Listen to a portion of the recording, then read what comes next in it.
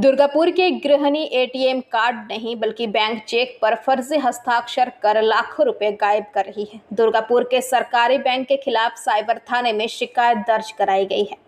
Bank कर्मचारी पर धोखाधड़ी में शामिल होने का आरोप है। पुलिस आरोपी कर्मी से जामताड़ा गिरोह से तार जुड़े होने की संभावना पर जांच कर रही है।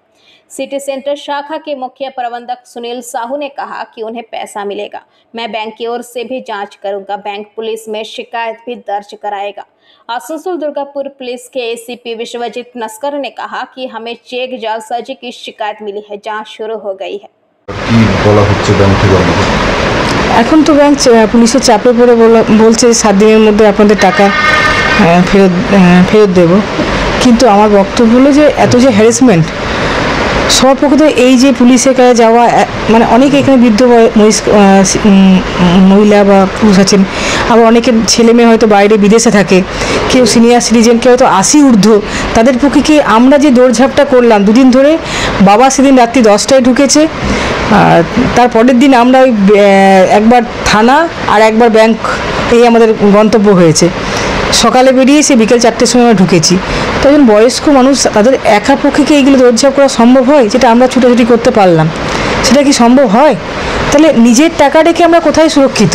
তাহলে কি আদিম যুগের মতন আমরা ফিরে যাবো, মাটির তলায় মাটির গর্ত করে টাকা রাখবো? আমার এটাই প্রশ্ন সবার কাছে। পিএনবি একটা রাষ্ট্রায়ত্ত ব্যাংকে এই ধরনের কি হয়েছিল, মানে চেকের চেকটা কিছু জালিয়াতি করা হয়েছিল?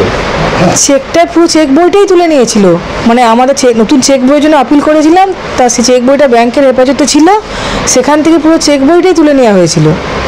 ব্যাংক কিছু বলছে না? ব্যাংক তো প্রথমে মানতেই চায়নি, বলেছে যে আপনাদের সই আমার সই এটা আপনারই সই, আমাকে জোর করে মানিয়ে নেওয়ার চেষ্টা করা হয়েছিল। যখন আমি কিছুতেই মানতে রাজি হয়নি, তখন নানা রকম ভয় দেখানো হয় যে আপনার কিন্তু জেল হয়ে যাবে এরকম নানা রকম কথা বলা হয়। যখন তাতেও আমরা দমিনি, তখন এখন ব্যাংক ডেকে আমাদের নিজের মধ্যে বোঝাপড়া করতে চাইছে, মিউচুয়াল মধ্যে এই ব্যাপারটা ঠিক করতে চাই। হ্যাঁ, ঘটনাটা হচ্ছে আমি একটা চেক বই, আমার মেয়ের একটা চেক বইয়ের জন্য আমি দরখাস্ত করে আসি ব্যাংকে, এবং আমার মেয়ে ফার্স্ট হোল্ডার, আমি সেকেন্ড হোল্ডার, মেয়েরই বই। সেখানে আমি একটা চেক বই দরখাস্ত করার পর চেক বই আমার পুরনো কোয়ার্টারের অ্যাড্রেস চেঞ্জ করা হয় নাই, সেই অ্যাড্রেসে যাওয়ার পরে ব্যাংকে ফেরত আসে। ওই ব্যাংক থেকে আমি আগেও ওই ফেরত অবস্থায় অনেক বই নিয়েছি, কিন্তু এবার আমি ব্যাংকে যখন আমাকে ফোন করলো আপনার বই এসেছে, আপনি নিয়ে যাবেন। আচ্ছা, আমি যখন আনতে যাই 2 দিন বাদে, আমাকে একজন ভদ্রমহিলা একজন লোক বললো আপনি তো বই নিয়ে গেছেন। মানে আমি তো কোনো ব্যাংকেই আসি নাই।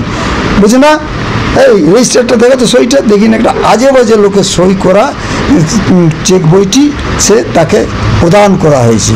আমার সন্দেহ হওয়াতে আমি সঙ্গে সঙ্গে ব্যাংককে আপডেট করাই, তখন দেখি কমলেশ মারান্ডি নামে 1.5 লক্ষ টাকা লোক একটি আমার ব্যাংক থেকে ফ্রড করেছে। ফ্রড করার পর যথারীতি কান্নায় ভেঙে পড়ি, ম্যানেজারের ঘরে ঢুকি, তখন একজন ভদ্রমহিলা 2-3 জন ছেলে এসে আমার সঙ্গে অসভ্য আচরণ করে আমার মেয়ের নামে কুৎসিত ভাষা ব্যবহার করে, আপনার মেয়ে এই করেছে এই ফ্রড করেছে, এই চুরি করেছে, আমরা ঠিক আছে আপনার মেয়েকে নিয়ে আসছি না, আপনি আনতে পারবেন না, আমরা নিয়ে আসছি। ও ফোন করে আমার মেয়েকে ডাকায়, মেয়ে আমার অস্বীকার করে, এই ফোন আমার সিগনেচার আমার না। दुर्गापुर से निमाई दास की रिपोर्ट, पीवीटीवी न्यूज। नियमित अपडेट एवं दुनिया भर की ताज़ा खबरों के लिए हमारे फेसबुक पेज को फॉलो एवं यूट्यूब चैनल को सब्सक्राइब करें।